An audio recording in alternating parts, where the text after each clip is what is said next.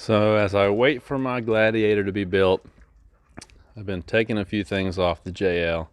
The next thing I'm thinking about is the lift kit. Don't know if I'm going to take that off or not. I only spent about 160 bucks on it, so I'm not really out a lot if I leave it on there. If I take it off, it's going to eat up one of my Saturdays, at least a half a day, like 3 or 4 hours to take it back off again. And I don't even know if I'd reuse it, because you can use the front, but you can't use the rear on the Gladiator. So I don't know, might leave the lift kit on there. What do you guys think?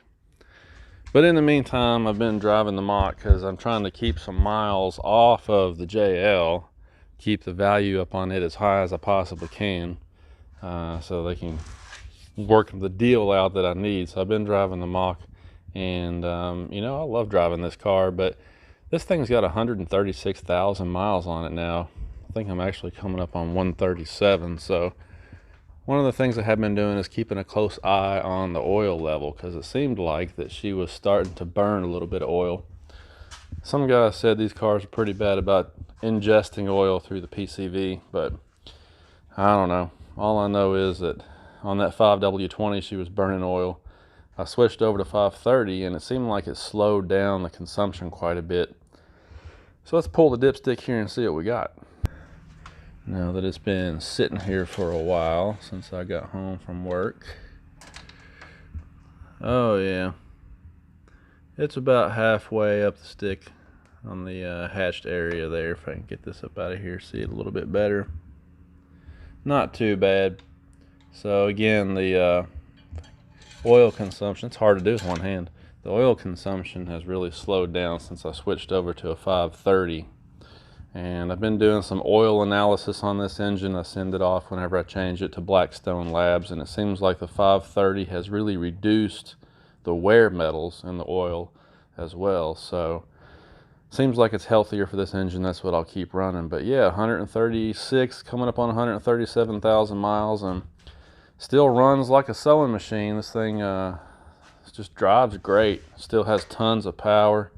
In fact, this car is 16 years old now, and because this car was actually built at the end of '02, so it's going to be coming up on 17 years old now. And when we go down to the big car shows and car cruises, and head up and down the strip, it really surprises a lot of guys with the newer cars just how quick it is. Not that this car will outrun any of the new stuff, but it will certainly hold its own against a lot of the stuff that's out today. So just a blast to drive, really good car, and of course this car was a one owner when I got it, and he took pretty good care of it. You can see the seats are still in really good shape.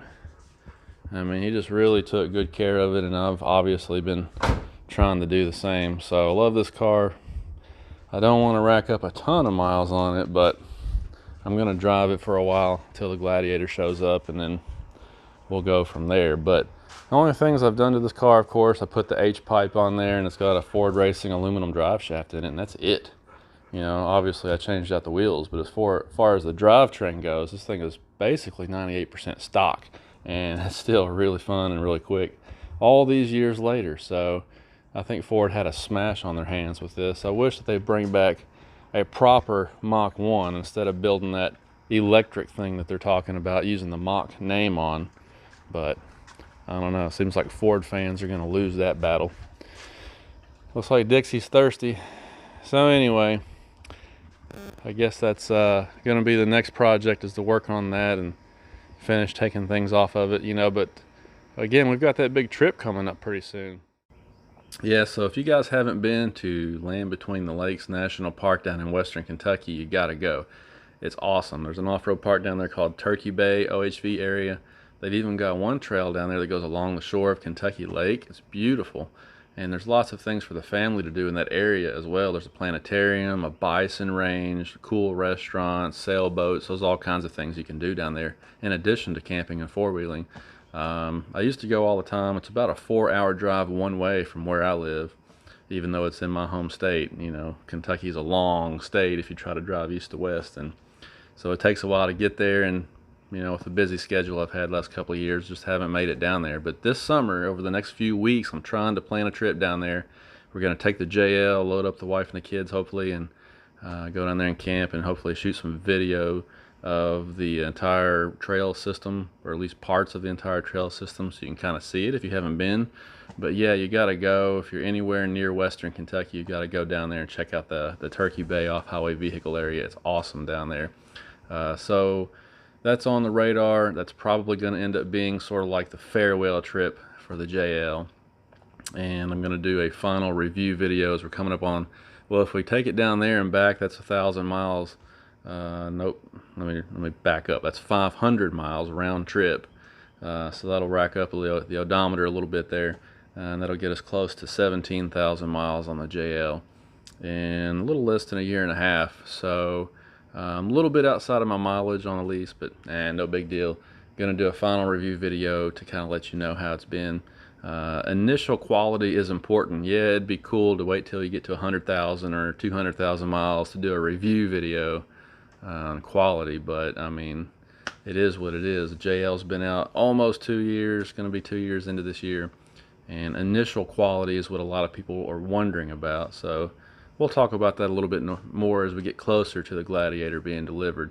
By the way, they said I'm in D1 status, which I guess means that the parts have been scheduled and everything is ready to go to production. So any day now, I guess the Gladiator will be hitting the assembly line, but I have no idea. They said total could be 8 to 12 weeks before delivery. I've seen on the internet some guys have gotten theirs in like 4 or 5 weeks total. So I don't know. Has a lot to do with which options you pick, I think, but we'll see how it goes. Anyway, just wanted to wrap this up right here, but I thank you guys for watching, and hopefully we'll have some cool stuff coming your way as the summer progresses. All right, so have a good one. Thanks.